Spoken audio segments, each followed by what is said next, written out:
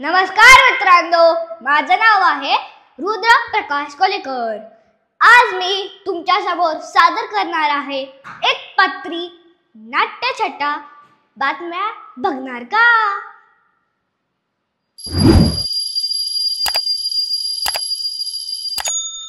आपल्याकडे आता एवढी चॅनल झाली आहे की विचारू नका। आणि ती न्यूज चॅनल, त्यांची वटवट तर 24 तास चालू असते। एकच बातम्या 10 चॅनलवर बघण्यात या मोठ्या माणसांना कोणता आनंद मिळतो कळत नाही। सकाळी कोणी रक्षामंत्र्यांनी दिलेले राजीनामा रात्रीपर्यंत पुन्हा पुन्हा पाहण्यात काय पॉइंट आहे? पण मला वाटतं हे मी मोठा झाल्याशिवाय कळणार नाही। एनिवे, मी आता तुम्हाला वेगळ्याच बातम्या दाखवणार आहे। बघा तुम्हाला आवडतात की नाही। सकाळी एका साधू महाराजांचे चॅनल असते। समजा त्यावर न्यूज सुरू झाल्या तर त्या कशा असतील? काल नाशिकमध्ये 2 साधूंच्या गटात मारामारी झाली। त्यांनी एकमेकांचे केस म्हणजे जटा उपटल्या आणि एकमेकांवर कमांडो फेकले। आणि आमचा कॅमेरामन गेला तेव्हा त्याला नीट दाखव नाही तर कावळा होशील असा शाप दिला।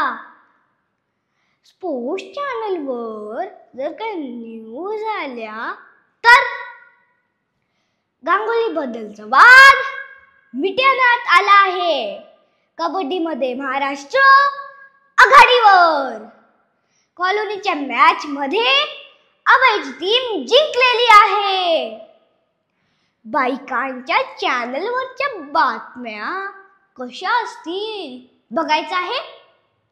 अमुक ठमुक महिला मंडळ रेसेची स्पर्धा सुरू। कुठली सिरियल बघायची यावरून एका लेडीज क्लबच्या 2 गटात मारामारी। रिमोट फेकल्याने आणि टीव्ही फोडल्याने क्लबचे नुकसान। काही महिलांनी आपल्या बांगड्या फुटल्याची आणि पर्स फाटल्याची तक्रार केली आहे। लहान मुलांच्या चॅनलवरच्या बातम्या कशा असतील? काल स्कूल बस न आल्याने बरीच मुलं रिक्षाने शाळेत गेली। त्यांना टीचर्सनी पनिशमेंट दिली। म्हणून काही मुलांनी बसच्या काकांची कट्टी घेतली। समजा आमच्या सोसायटीतल्या बातम्या निघाले तर चित्रे काकांनी आज पुन्हा वॉचमॅनशी भांडण केलं। मासे घेऊन येणारा कोळीन आणि तिच्या टोपलीवर 3 कावळ्यांनी 2 वेळा हल्ला केला।